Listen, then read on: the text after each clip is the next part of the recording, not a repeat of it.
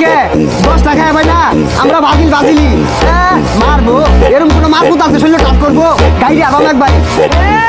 কি মুসাফা কথা কইতাছে আর্জেন্টিনা একটা ভক্ত সামনে